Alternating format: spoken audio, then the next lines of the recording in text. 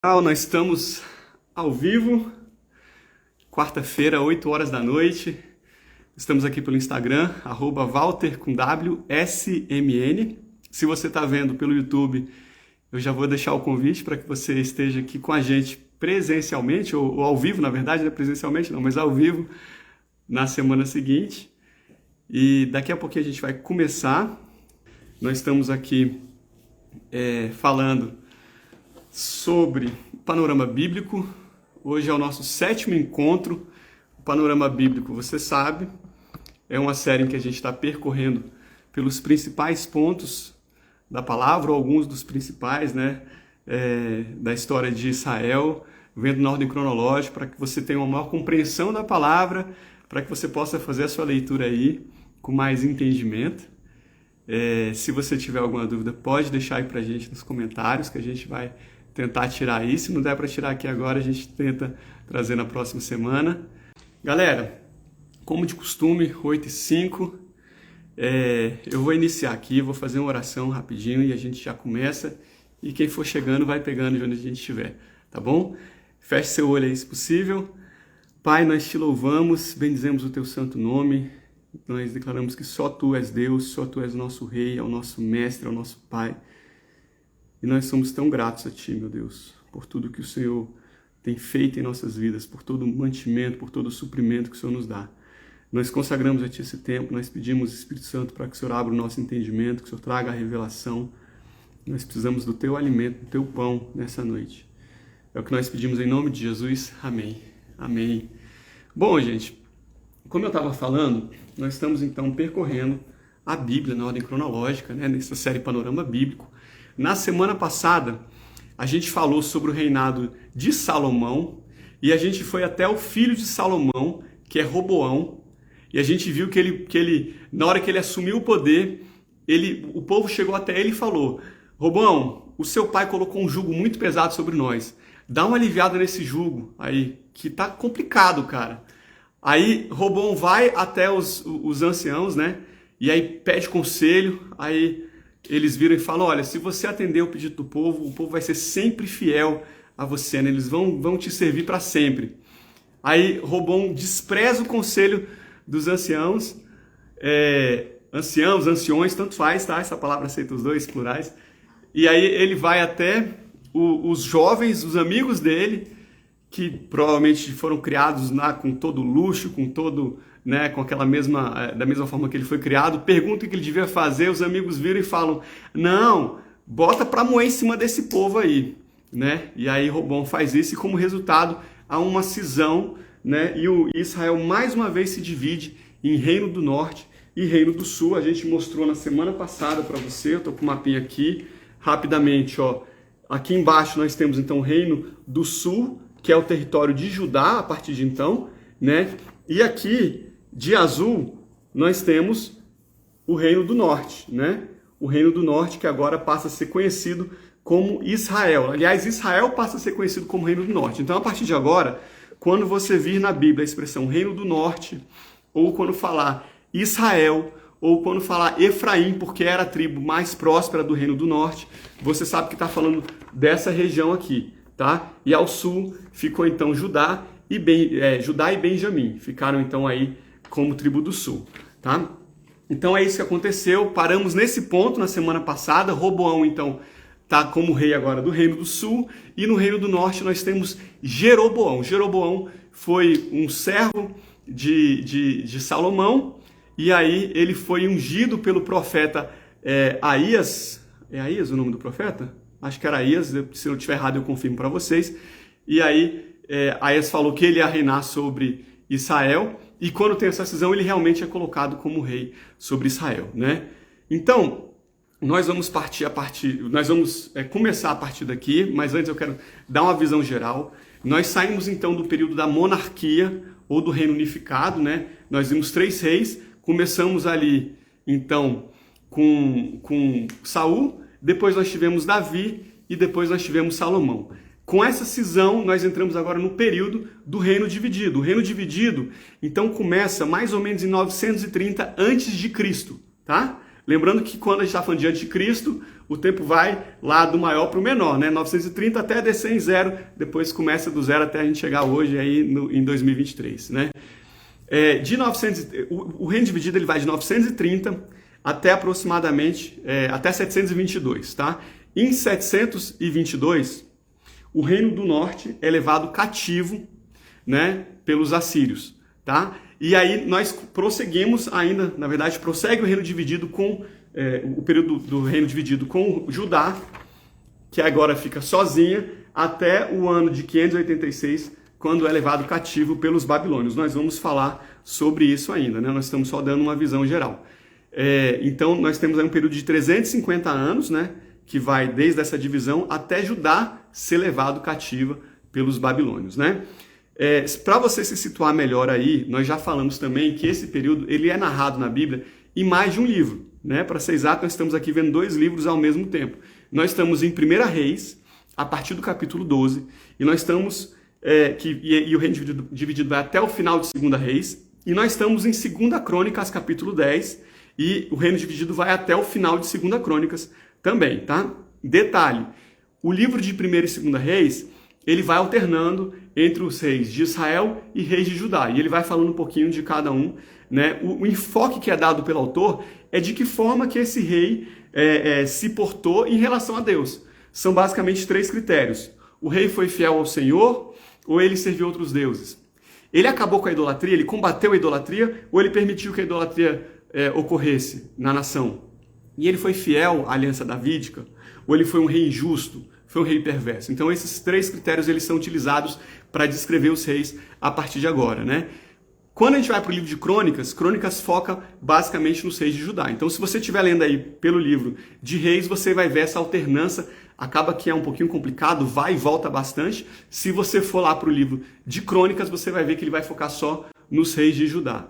Tá? Outro cuidado que a gente tem que ter, a gente está vendo aqui sob uma ótica cronológica, né? Nós já falamos da divisão dos livros da Bíblia, a gente viu que nós temos também os livros proféticos, né? E vários profetas apareceram nesse período do reino dividido, né? Alguns aparecem depois também, na época do cativeiro, no pós-exílio e tudo mais.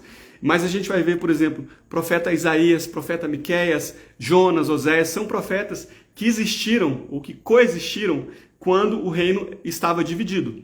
A gente não vai entrar nos livros proféticos aqui, não está dentro do nosso objetivo, mas sempre que a gente que tiver um profeta que existiu ali, né, que foi conterrâneo de algum desses reis do reino dividido, eu vou tentar trazer para que você possa se situar melhor na sua leitura da Bíblia, tá? Ainda na nossa visão geral, nós vamos falar agora, e eu vou até já dar um aviso de antemão para vocês.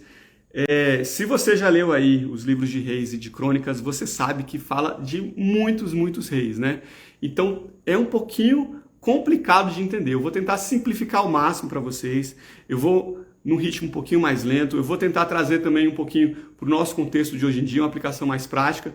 E eu vou quebrar. Não vou falar do reino dividido só nesse encontro, não. Eu vou falar um pouquinho nesse encontro, vou falar um pouquinho no próximo, tá? Porque senão vai ficar tudo muito confuso.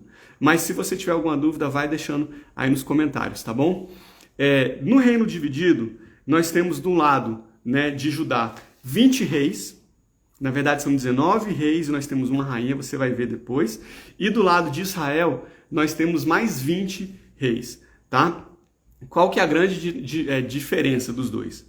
No reino de Judá, a casa de Davi permaneceu firme, do início até o fim, com exceção dessa rainha, né? Que foi a Atalia, a gente vai falar um pouquinho dela depois. Quando a gente vai lá para Israel foi uma bagaça. Foi guerra, assim, foi rei matando o rei, assumindo o poder, e era muita instabilidade. E ali a gente viu 9 dinastias, são 20 reis e 9 dinastias. O que é uma dinastia? É quando nós temos uma troca de família, uma família governando, né? Então, quando você tem o pai que passa para o filho, para o neto, isso é uma dinastia, está dentro da mesma família. Então, lá no reino de Judá, foi uma dinastia do início ao fim, né? Com asterisco aí para Atalia. No reino de Israel, foram 9 dinastias, 9 trocas de famílias que assumiram o poder. E eu já queria deixar claro para você que se não fosse a graça de Deus, isso teria acontecido com Judá também, né? Porque Deus fez uma promessa lá para Davi, que o reino jamais sairia da mão dele, né, da casa dele, da família dele. E só por conta dessa aliança que Deus fez com Davi, dessa promessa que ele fez, que nós vemos a família de Davi permanecer firme do início até o período aí do exílio, né? Se não fosse assim, gente, não ia dar não, porque também a gente viu muito rei ruim lá em Judá, né? No Reino do Norte, ainda estou numa visão geral aqui, o que a gente viu? Cada vez mais Israel mergulhou em idolatria, maldade, imoralidade, iniquidade, não confiaram em Deus, nenhum rei, gente, nenhum dos 20 reis temeu a Deus, tá? E por consequência disso, em 722 a.C., né, então pouco menos de 200 anos, aliás, pouco mais de 200 anos, Israel foi levado cativo e acabou, parou de existir, né? Aí Judá alternou entre reis bons e reis maus, né? E por conta disso, ela conseguiu sobreviver um pouquinho mais, né? Em 586 ela cai. Sempre que tinha um rei temente a Deus, Judá prosperava, Judá avançava, Judá evoluía, melhorava a qualidade de vida dos habitantes. Aí vinha um rei mau e a coisa apertava e a nação perecia, né? Então, o que fica muito claro para a gente quando a gente vê o período do reino dividido?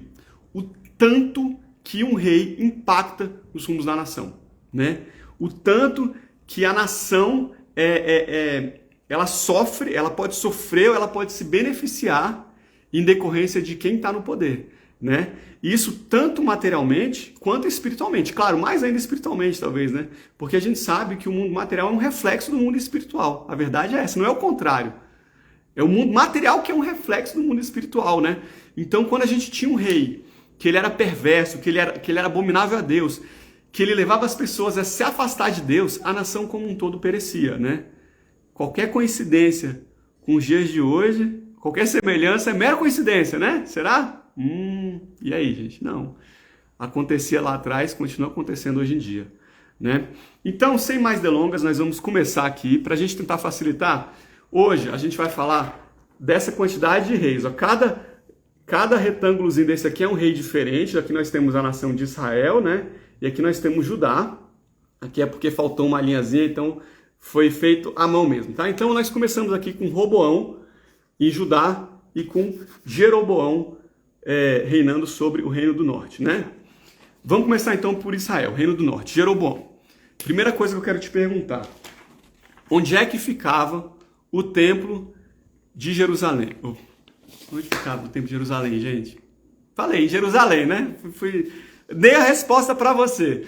Onde ficava Jerusalém? Então vamos mudar a pergunta. Vai ficar mais fácil, mas onde ficava Jerusalém? Ficava onde? Gente, ó, faça a pergunta e eu vou dar a resposta, não vou esperar muito, mas se você tiver em condição, não deixe de responder, tá? E mesmo que eu dê a resposta aqui, você já escreve aí nos comentários para você ficar mais estimulado, estimular o pessoal que está aqui assistindo, tá bom? Bom, Jerusalém fica no sul, tá? Então, quando Jeroboão assume no Reino do Norte, veja que o Templo de Salomão estava em Jerusalém, que é bem aqui, ó, vou marcar, me presta uma caneta.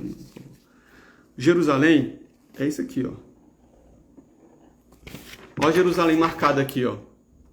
Tá vendo aqui? Reino de Judá. Por que eu tô falando isso? Jeroboão assume e a primeira coisa que ele pensa: cara, o povo daqui a pouco vai descer para Jerusalém para sacrificar a Deus, né? Porque eles tinham que ir para o templo de Jerusalém. Quando eles forem para lá, eu vou me dar mal, porque esse povo vai se voltar contra mim. O que ele faz? Ele de cara, ele bota 2 altares em 2 cidades estratégicas. A cidade de Dan, vou marcar aqui, que ficava ao norte do país, e a cidade de Betel, que era bem na fronteira. Então, olha só, gente, nós temos Dan aqui no norte e Betel. Olha como Betel fica coladinho na fronteira de Israel com Judá. Ele coloca 2 altares, né? Isso está lá em 1 Reis 12, fala assim, ó: assim o rei tomou conselho. Marca essa palavra se você tiver com sua Bíblia aí, ó. 1 Reis 12, 28. Marca a palavra conselho. O rei tomou conselho, o rei Jeroboão tomou conselho e fez 2 bezerros de ouro. E lhes disse: muito trabalho vos será subir a Jerusalém. Olha o seu Deus aqui, ó Israel, que te fizeram subir da terra do Egito. e pôs um em Betel e outro em Dan. E este feito se tornou pecado, pois o povo ia até Dan adorar o bezerro. Gente, por que eu pedi para você marcar a palavra conselho?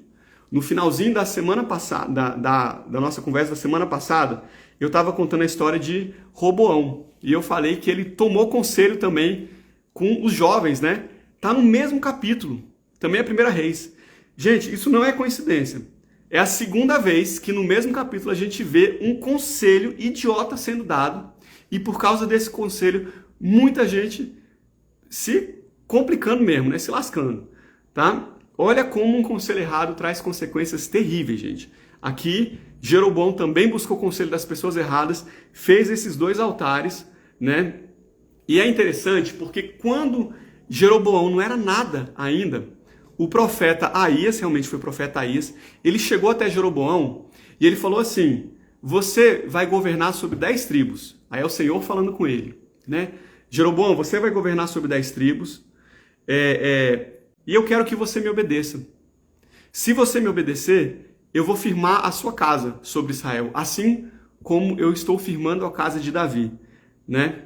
E aí, ao invés dele confiar nessa palavra do profeta, a primeira coisa que ele faz é colocar 2 altares, 2 bezerros de ouro, né? Enfim. E aí, com o bezerro de ouro, ele leva o povo à idolatria. Ele leva o povo a adorar um falso Deus e a cometer uma falsa adoração, né?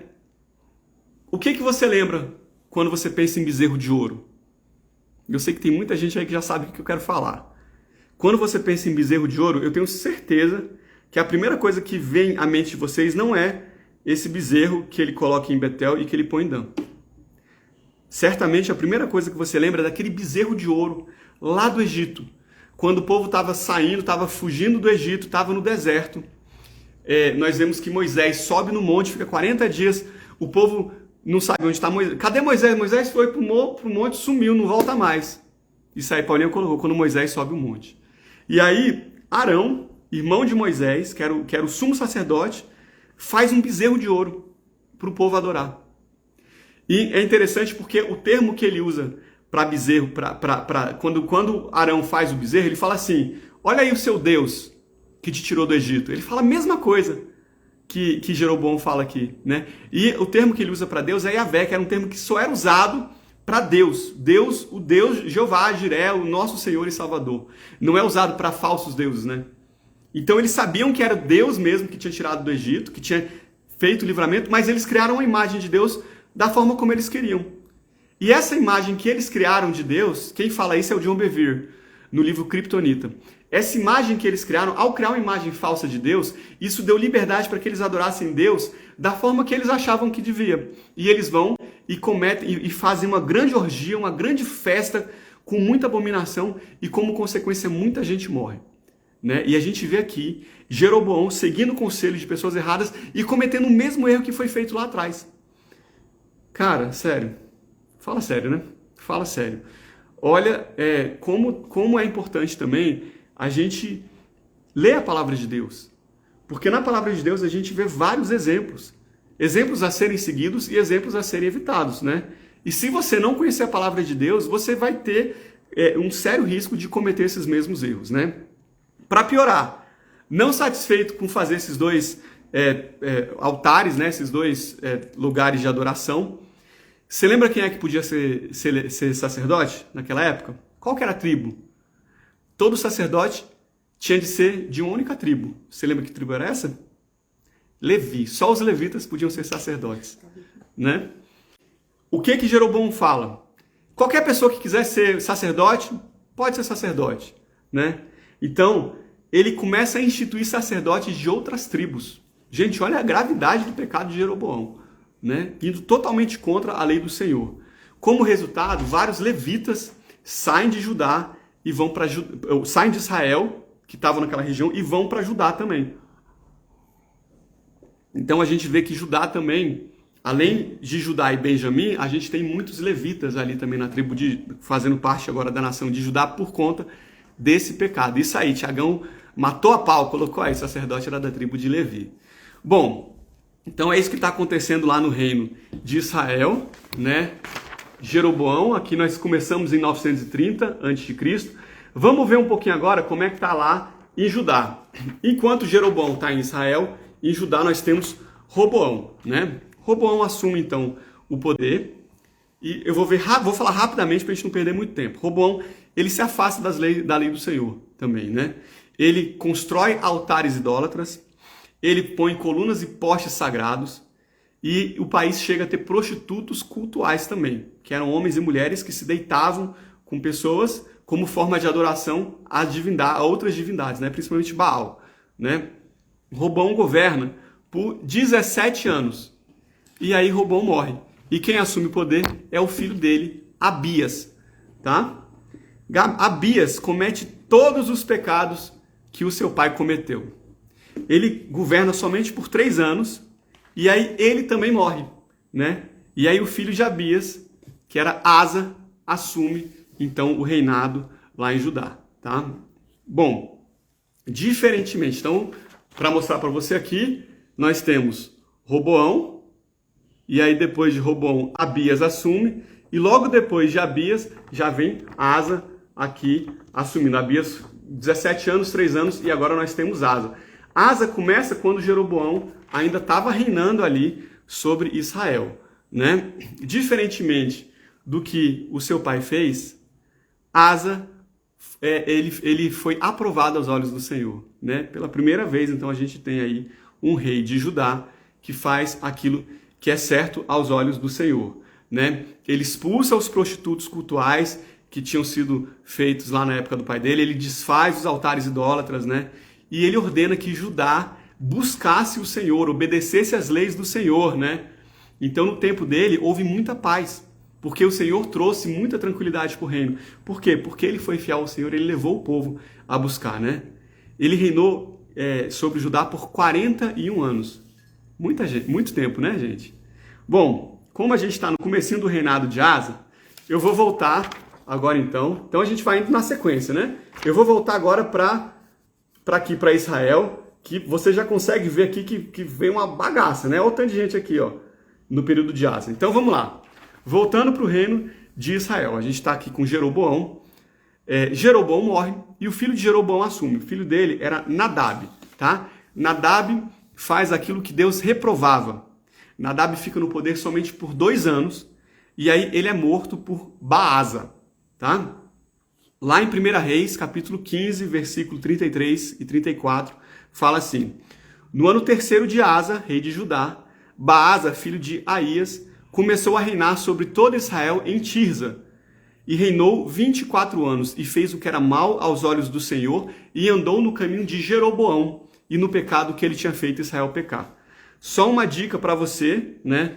Você vai ver, quando você for ler aí Reis, Crônicas, você vai ver muito falar que tal pessoa andou nos caminhos de Jeroboão, ou que andou nos caminhos de Davi, seu pai, né? Jeroboão, no caso de Israel, por quê? Porque Jeroboão foi o primeiro rei aí no reino dividido, né, de Israel. Então, quando você vê um rei ruim, que é quase todos, vai falar que ele andou nos mesmos caminhos de Jeroboão.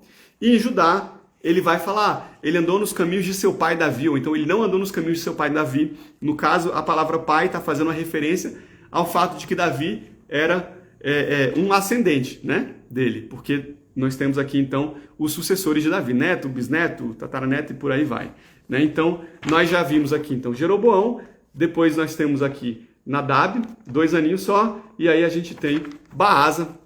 Baasa reina, então, por 24 anos, né? E Baasa também faz aquilo que o Senhor Deus reprovava. Em determinado momento, tem guerra entre Judá e Israel. Detalhe, né? Quando a nação se divide, Judá e Israel passam a ser basicamente inimigos, né? A gente vê guerra entre Roboão e Jeroboão, vê guerra entre Abias e Jeroboão, e agora a gente está vendo guerra entre Asa e Baasa, né? Os nomes são parecidos, mas eles não eram da mesma família não, tá bom? Já fica aí a dica para você. O que Asa faz? Baasa, ele começa a invadir aqui a terra de Judá, né? E aí Asa manda ouro para o rei da Síria e pede para que o rei da Síria invadisse Israel, para que Baasa, rei de Israel, fosse embora ali de Judá. O rei da Síria faz isso e Baasa desiste de invadir Judá e vai embora. Só que isso desagrada muito a Deus, né? Por quê? Porque Asa, em vez de confiar no Senhor, foi buscar ajuda da Síria, né? Sendo que há algum tempo antes, quando Judá entrou em guerra com a Etiópia, Judá tinha 300 mil soldados que foram combater 1 milhão de soldados etíopes. E por causa do Senhor que interveio, Judá botou os etíopes para correr, né? Então, Deus manda um profeta para falar com Asa. Isso está lá em 2 Crônicas 16, a partir do 9, que fala assim. Aí é o profeta já falando, né? Porque quanto ao Senhor, seus olhos passam por toda a terra para mostrar-se forte para com aqueles cujo coração é perfeito para com ele. Nisso, pois, procedeste loucamente, porque desde agora haverá guerra contra ti. Porém, Asa se indignou contra o vidente, o sacerdote, ou o profeta, né? E lançou na casa do tronco, porque estava enfurecido contra ele por causa disso. E também Asa, no mesmo tempo, oprimiu alguns do povo. Então, Asa, ele já estava começando a ficar mais orgulhoso, mais vaidoso. Tinha 41 anos que ele estava no poder, já estava quase 41, que já estava lá no finalzinho do reinado dele, né? E aí, quando o profeta vai lá repreendê-lo, ele fica irritado com o profeta, ele começa a oprimir o povo, né? E aqui, gente, eu quero trazer uma lição para a gente, né? Nós precisamos sempre clamar ao Senhor em primeiro lugar, para tudo que a gente faz, né? Para tudo. Nós temos de ter uma completa dependência do Senhor. Porque quando alguma coisa é mais complicada, mais difícil de resolver, aí a gente lembra de Deus, né? Assim, quando a pessoa recebe sei lá, vamos pensar em coisas mais graves mesmo. Talvez perda do emprego, um diagnóstico terminal, um falecimento, uma situação as situações mais extremas, né? A pessoa muitas vezes, né, ou quase sempre vai lembrar de Deus. Mas e quando é uma situação simples, né? Quando sei lá, se eu tenho uma dorzinha de cabeça, ou tá uma indisposiçãozinha, ou esqueceu a chave, perdeu a chave do carro, não sabe onde está. Será que você está lembrando de depender de Deus? Porque Deus quer a nossa dependência dele para tudo, desde coisas pequenininhas até coisas maiores, né? E é importante a gente começar a depender nas coisas pequenas, porque isso cria um hábito na gente, para que a gente dependa mais ainda nas coisas grandes também, né? A minha mãe, ela tá até aqui na live, é engraçado, porque quando a gente vai almoçar na casa dela, jantar na casa dela, que é um jantar especial, a gente chega lá, aí ela, eu espero que a comida esteja boa, eu orei muito pela comida, eu fiz a comida orando, e a gente começa a rir, né? E quando a comida tá muito boa, eu até brinco com ela às vezes, eu falo, mãe, esse aqui eu acho que você fez campanha de jejum, hein? Porque tá gostosa demais essa comida. E apesar de eu falar brincando, é uma lição, porque é um exemplo a ser seguido, né? Nós temos de depender totalmente do Senhor. Ela depende até na hora de fazer a comida, gente, para a comida não queimar, para o arroz não queimar. Então você imagina, né? Nós temos de criar esse hábito. A gente aprende isso quando a gente vê a palavra de Deus, né? Bom, vamos voltar aqui então. Nós estávamos onde? Nós estávamos lá em Israel, né? Baasa, então, ele reina por 24 anos, até que ele morre, e o filho dele, Elá, tá? Esse espaço aqui vai ser preenchido agora pelo filho de Baasa, que é Elá.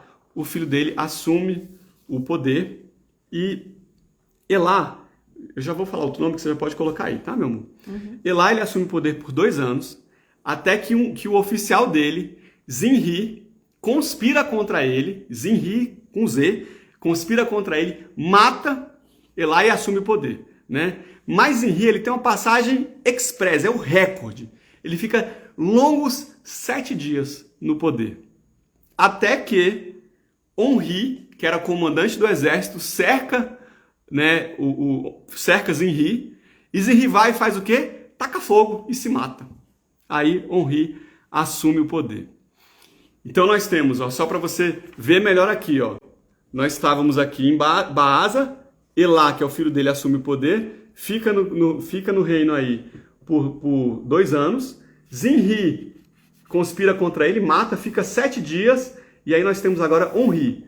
E por que tem esse outro retângulo do lado? Porque nós temos metade do povo apoiando Onri e metade apoiando outro cara, que era Tibni. Quanto nome bom, né? Tibni. E aí eles brigam por 5 anos pelo poder, até que Onri mata Tibni e passa a reinar sozinho, né? Agora eu peguei o código para quando for cozinhar. É isso aí, pega o código aí, ó. Quando for cozinhar, Começa na oração, né? Começa orando, né? Depois que você põe os temperinhos. Bom, Omri, ele foi um rei importante de Israel, né? Ele, péssimo também, todos esses reis até agora só bagaça, tá, gente? Nenhum rei de Israel temente a Deus, tá? Só de mal a pior. Até agora o único rei bom foi Asa, né? Nós estamos ainda no período, nós estamos em Israel, mas em Judá Asa estava governando ainda, né? Como você pode ver aqui. No final, Asa ainda escorregou, né? Mas, o que a gente vê aqui? Deixa eu só lembrar o que eu ia falar para vocês aqui. Ah, sim, Omri, ele foi péssimo em termos de servir a Deus, mas ele foi um rei que, em termos de economia, ele fez muitas coisas por Israel, né? E Omri foi o responsável por edificar uma cidade que viria a ser a capital do Reino do Norte. Agora eu vou testar o seu conhecimento. De que cidade que eu estou falando, gente? Qual cidade que virou a capital do Reino do Norte? Até agora eu não falei, né? Depois que a gente dividiu o reino, dessa cidade. A gente estava vendo que eles estavam governando a partir da cidade de Tirza, né? Só que a partir desse momento, esse Omri edifica uma cidade e passa a governar de lá, né? Bom, ele governa por 12 anos e ele consegue pecar mais do que todos os reis que vieram antes dele, tá? Então, Omri foi muito, muito, muito ruim mesmo, né? Pecou mais do que todo mundo e, por causa disso, ele despertou a ira do Senhor. Eu estou esperando alguém colocar o nome da cidade aí nos comentários. Ninguém escreveu até agora. Deixa eu marcar a cidade aqui para vocês, tá? Vou botar uma seta nela. Vou fazer os códigos aqui, né? Deixa o mapa aí para a gente chutar a cidade. Ixi, vamos lá. Vou botar um mapa aqui para vocês. De que cidade que eu estou falando aqui de Judá, hein, gente? Ou de Israel. Que foi feito por Omri. Eu vou botar aqui, eu vou dar 5, 4, 3, 2, 1. Quem descobriu, descobriu. Quem não descobriu vai saber logo mais que eu vou falar aqui, né? Samaria. Samaria é o nome da cidade, gente. Então, cidade de Samaria muito conhecida, né? Tá bem aqui, ó. Cidade de Samaria agora passa a ser a capital de Israel, né? A gente vê, inclusive, os samaritanos lá no Novo Testamento, né? Que entram em confronto, que tem uma rixa muito grande com os judeus, né? Aqui é quando Samaria é edificada, então, por Omri. Como eu estava falando, Omri, então, consegue ser o pior rei que existiu até aquele momento, né? E aí ele morre. Mas não há nada tão ruim que não possa piorar. E o filho de Omri que assume é pior do que ele. Vamos lá, vocês não chutaram Samaria, mas será que alguém consegue descobrir quem que era o filho de Omri? E aqui vai a dica. Ele provavelmente é o rei mais conhecido dos reis de Israel, da época do reino dividido. E era um rei muito, mas muito ruim. E a esposa dele conseguia ser pior do que ele. Pronto, agora eu tenho certeza que tem pelo menos uns 5 aí, bom de Blibla, que vai saber quem que é esse rei, né? Bom, eu estou falando aqui de Acabe. Acabe é então o rei de Tibni, que governa, né? Então, Acabe, ele assume quando Asa ainda era o rei sobre Judá, nós temos agora Acabe governando sobre a casa de Israel, sobre a nação de Israel, né? Gente, Acabe, ele se casa com Jezabel. Jezabel era a filha do rei dos Sidônios, né? E com esse casamento, né, entre Acabe e Jezabel, Acabe começa a instituir um culto a Baal, né? Ele realmente oficializa o baalismo como a religião de Israel. Olha que coisa terrível. O baalismo passa a ser a religião oficial de Israel por conta de Acabe e de Jezabel, né? Eles construíam altares, prestavam culto a Baal, a Zera também, né? Fez um templo para ele. Gente, foi terrível, né? Foi o casalzinho mais terrível da Bíblia, era Acabe e Jeza, né? E aí, para quem não sabe onde fica a Sidônia, eu vou mostrar para vocês aqui para vocês terem uma noção melhor, né? Mas antes de eu mostrar no mapa, Jesus uma vez falou: "Ai de ti, Betsaida, porque sentiram e Qual cidade tivesse sido feito os mesmos milagres? Tiro e Sidom. Olha aí o segredo para você descobrir onde é que é a Sidônia, né? Bom, essas duas cidades ficavam na Fenícia. Olha aqui a Fenícia, olha, gente, ó. Aqui está Israel, né? A parte mais norte de Israel, e a Fenícia é justamente isso aqui. Aqui nós temos Sidom e nós temos Tiro. E, por vezes, os fenícios eram chamados de sidônios. Então, era daqui que Jezabel veio. Né? A Paulinha botou, vou comprar uma Bíblia com mapa. É isso aí, compra a Bíblia com mapa, que é muito bom para você conhecer melhor aí a história da nação de Israel, né? Bom, então eles se juntam lá, né? E eu quero mostrar para você aqui, quero lembrar que Acabe começa a governar já no finalzinho do reinado de Asa, né? Então, enquanto Acabe e Asa estão lá afundando o reino do norte, vamos rapidinho para o reino do sul falar da vida final de Asa, né? Asa, ele contrai uma doença nos pés. Doença nos pés. Só que é uma grave doença, né? E é interessante porque eu já falei que Asa tinha começado a ficar um pouquinho orgulhoso, né? Lembra que o profeta foi lá falar com ele e aí ele ficou incomodado? Bom, gente, tem uma correlação na Bíblia entre pés e orgulho. A gente vê isso lá em 1 Coríntios 10, 12. Aquele que está de pé, vigie para que não caia, né? Eu acho, no mínimo, curioso aí que Asa pegou uma doença no pé, justo no pé, hein? E quando a gente vai lá para 2 Crônicas 16, a gente lê que apesar de ser, e fala bem isso mesmo, apesar de ser uma grave doença, uma doença extremamente grave, Asa não buscou o Senhor e foi atrás de médicos. O que eu entendo? Que se Asa tivesse buscado o Senhor, ele teria sido curado, mas ele não buscou o Senhor. Quando você deixa de buscar o Senhor em coisas menores, gente, quando chega em coisa maior, corre o risco de você parar de buscar o Senhor também, né? Então, mais uma vez, eu vou te lembrar de sempre, sempre, sempre buscar o Senhor, né? Corre o risco da pessoa ficar muito soberba, achar que não precisa de Deus, né? Pois é, aconteceu isso com Asa. Asa, então, pega essa doença nos pés e ele morre. E com a morte de Asa, nós temos Josafá assumindo, então, sobre Judá, né? Eu vou falando e vou mostrando para você aqui no mapinha, no nosso linha do tempo, porque aí fica mais fácil. Eu sei que esse tema é um tema complicado, né? Então é bom a gente ver. Então, nós tivemos aqui Roboão, depois de Roboão nós tivemos Abias, Asa e agora Josafá reinando sobre a nação de Judá, né? Josafá, assim como seu pai, foi um rei temente a Deus, né? Aliás, mais do que Asa, ele chega, o que ele faz? Ele seleciona levitas, ele seleciona oficiais, ele seleciona sacerdotes para percorrerem a nação de Judá, ensinando a palavra do Senhor, né? Por causa disso que ele fez, cai um temor do Senhor sobre as nações que estavam em volta. Lembra que Judá está cercada por várias nações. A gente tem aqui a Filístia, a gente tem aqui Moabe, né? A gente tem aqui Amon, né? São nações que estão ali próximo, né, da nação de Judá. E essas nações, elas deixaram de atacar Judá. Não só deixaram, como passaram muitas delas a pagar tributo, inclusive, para Judá, né? Por causa da forma como se portou, então, o rei Josafá, né? E agora que a gente já viu o que aconteceu no início do reinado de Josafá, vamos voltar para Acabe, e vamos voltar aqui para o Reino do Norte, porque a palavra nos apresenta um profeta raiz top, mas top mesmo. Quem é esse profeta que aparece nesse ponto aí para confrontar o pecado de Acabe?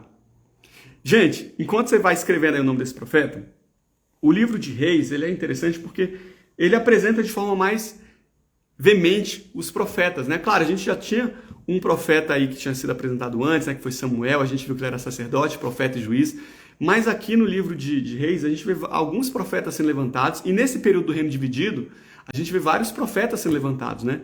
Sempre que a nação se desviava do Senhor, Deus levantava um profeta para trazer o povo para o caminho do Senhor, né? Para falar, ai de ti, volta para o caminho de Deus, né? E como a gente acabou de falar, Acabe e Jezabel instituíram uma nova religião, o baalismo, lá em Judá, ou em Israel. Por causa disso, Deus vai e levanta um super profeta, que era Elias. Elias, então, é levantado, e a palavra já mostra assim, ó, 1 Reis 17, já aparece assim, ó, vive o Senhor, Deus de Israel. Isso é Elias falando com Acabe, tá?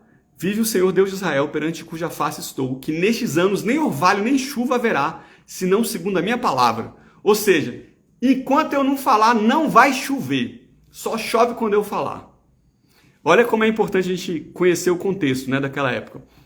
Eu tinha falado que Acabe botou o culto a Baal, né?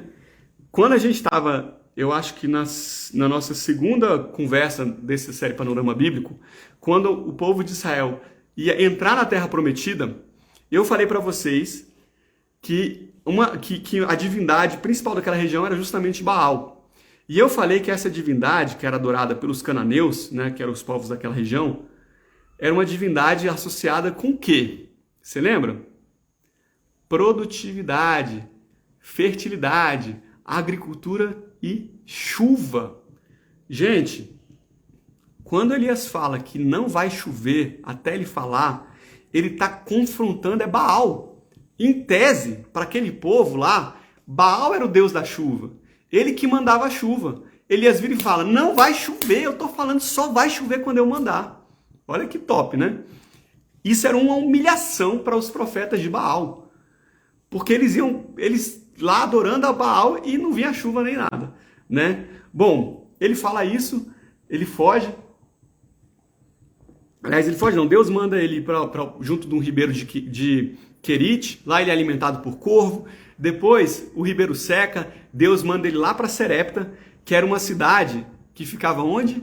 Em Sidom, na terra de Jezabel. Então ele foi se esconder lá na terra de Jezinha, né?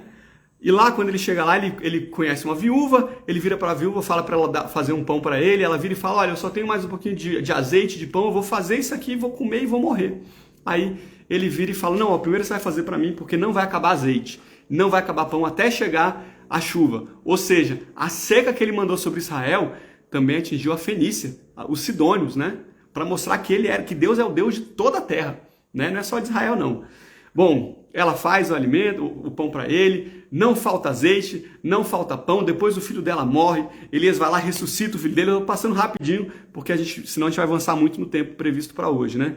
Gente, a história de Elias é uma história muito top, não é o nosso objetivo aqui falar de todos os acontecimentos, mas eu aconselho que você vá e leia, né? Mas o que eu quero citar aqui da história de Elias? Porque Elias, ele confronta muito Acabe, né? E depois de um tempo, depois de 3 anos de seca, Elias vai e vira para Acabe.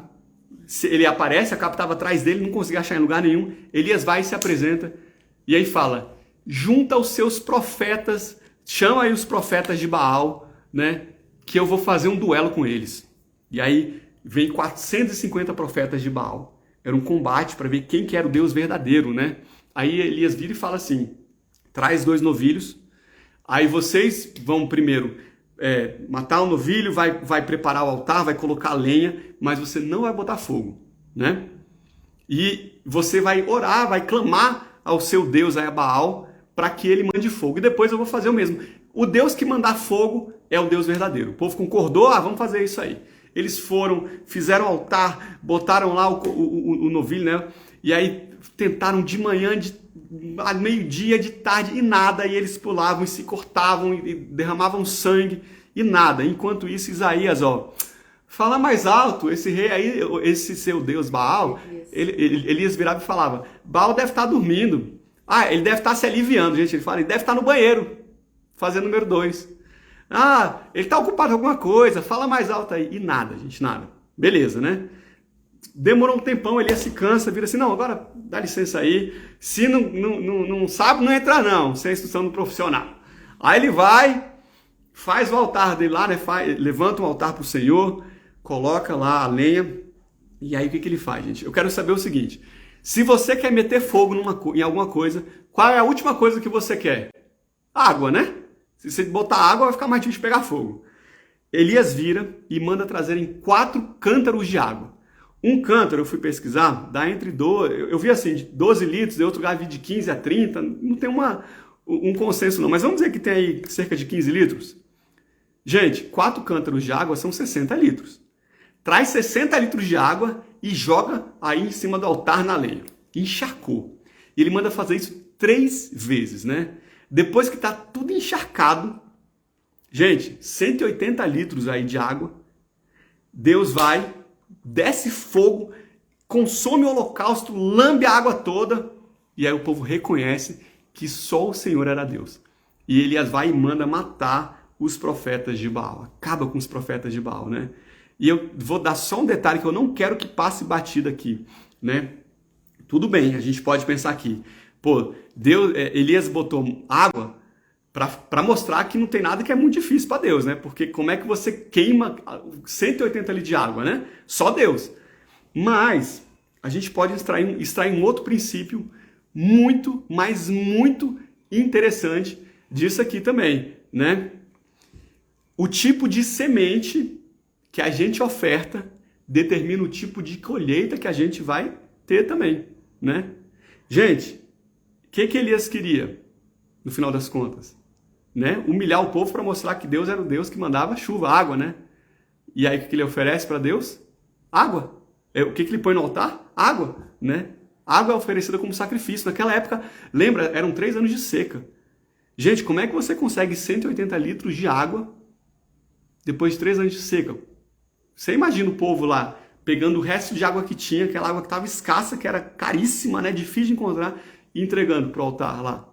Então, o tipo de semente que você entrega para Deus determina o tipo de fruto que você vai colher no futuro, né? Esse é um princípio importante, né?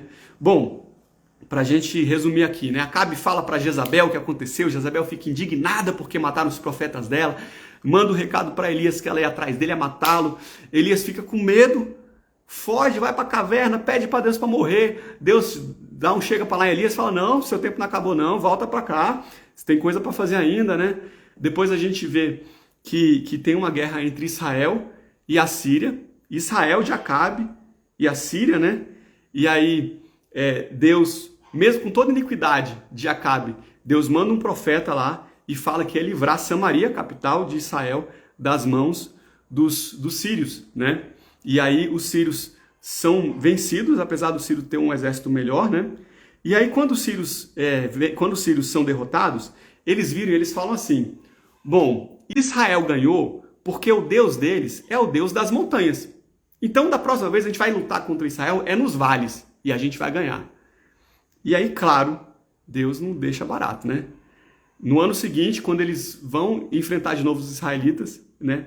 Aí Deus vira para Acabe e fala assim, eu vou dar a vitória para vocês para mostrar para eles que eu sou Deus das montanhas e Deus dos vales, eu sou Deus de toda a terra.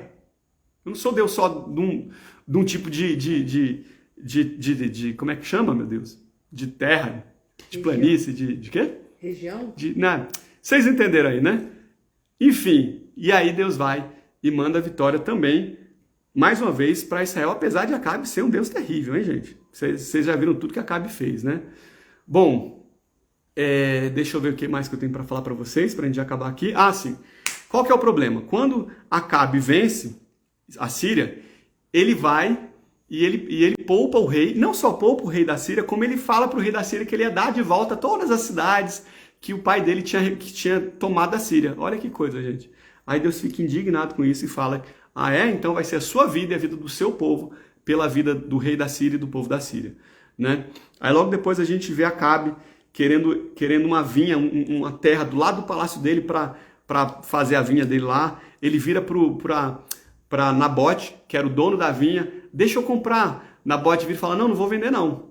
Aí ele fica todo, não, ele não me vendeu a terrinha dele, vou chorar. Aí Jezabel, nojenta, vira e fala assim, tá chorando por quê? Eu dou um jeito nisso. Dá um jeito de matarem Nabote, toma a vinha para ele, para o marido, e aí Deus manda Elias de novo para Acabe. Aí olha o que Elias fala, eu tô acabando já, tá, gente? 1 Reis 21, 25. Porém, ninguém fora como Acabe. Aliás, não foi isso que ele falou, não, que é outra parte, né? Mas Deus vai para ele e fala que por causa disso, ele ia morrer e a mulher ia morrer. A família toda ia morrer, né? Foi basicamente isso. E aí, em 1 Reis 21, 25, fala que ninguém até então fora como Acabe, que se vendera para fazer o que era mal aos olhos do Senhor, porque Jezabel, sua mulher, o incitava. Então, de espírito de Jezabel, tem até hoje, né? Mulher que manda no marido, não é bíblico, espírito de Jezabel. Tá aí a base para você encontrar, né? Bom, quando Deus fala isso para Acabe, Acabe rasga as vestes, põe panos de saco, se lamenta, jejua.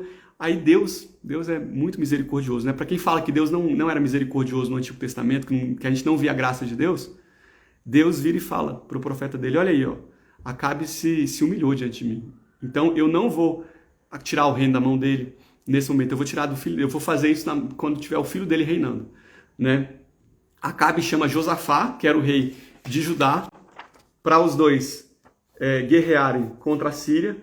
Na guerra, Acabe morre, e aí o seu filho assume, seu filho Acasias, né? E com isso, a gente acaba aqui esse início, né? Bom, deixa eu mostrar para você agora um que eu já tinha feito antes, melhor de você ver. Aqui estão os reis de Judá e Israel. Esses reis aqui, ó, quando está em vermelhinho, é o que foi o pior até então, né? Então a gente viu que Jeroboão era o pior porque era o primeiro, depois a gente veio aqui para Onri, depois de Onri, Acabe foi o pior até então. Do lado de Israel, o primeiro rei, Roboão, foi ruim, e aí nós temos dois reis tementes a Deus, que foi Asa e Josafá. É aqui que nós paramos, nós ainda temos um longo percurso pela frente, lembrando, eram 20 reis de cada lado, mas eu sei que esse é um conteúdo mais pesado, mais complicado, né? E eu não quero que fique muito chato para vocês, por isso a gente vai parar por aqui. Na próxima semana a gente continua, né, a partir desses dois pontos. Eu espero que tenha ficado um pouco melhor de entender, né, essa grande bagunça que é o reino dividido, né? Que você já possa ter mais entendimento aí. Antes de eu ler aqui os comentários, eu vou orar rapidinho. Pai, muito obrigado por esse tempo, pela oportunidade de meditar na Tua Palavra, de aprender mais do Senhor. O Senhor sempre tem um alimento novo para nós. E nós somos tão agradecidos a Ti por isso, meu Deus. Eu peço para que o Senhor abençoe a vida de cada um dos meus irmãos que estiveram aqui, aqueles que vão ver posteriormente, meu Deus. Que o Senhor possa derramar do Teu Espírito de ciência, de sabedoria, de conhecimento, temor do Senhor, meu Deus, também, para que nós possamos adorá-lo e honrá-lo como deve ser honrado e adorado. É o que nós pedimos em nome de Jesus. Amém. Amém, galera. Bom, semana que vem, quarta-feira, às 8 horas, a gente segue desse ponto, tá bom? Se você tiver perdido alguma das nossas conversas anteriores, né? Se você quiser ver aí para você não perder esse ritmo aí, esse entendimento, tá tudo no YouTube. Você entra no meu perfil do Instagram, @WalterSMN, vai lá na bio, tem o link do YouTube, você pode ir lá e ver todas as nossas conversas anteriores, não só dessa nossa série Panorama Bíblico, como da nossa primeira série que a gente fez ano passado, que foi Conhecendo Deus, que a gente viu os atributos do Senhor, né? Então, fica aí esse convite para vocês, tá bom? Depois, se vocês quiserem, né, eu não vou entregar esse organograma por agora não, porque eu vou entregar ele completinho, né? Aí depois, quem quiser o organograma completo, eu que estou fazendo esse aqui, quem quiser é só me pedir depois, manda uma mensagem com e-mail que eu passo, não tem problema não, tá? Eu não vou passar agora porque senão eu vou dar spoiler do que a gente vai falar na semana que vem, né? Então depois que a gente acabar o reino dividido, se você quiser aí essa linha do tempo, é só me falar que eu mando, tá bom? Valeu demais, galera! Show! Até quarta-feira que vem. Beijão para todos e que Deus abençoe demais.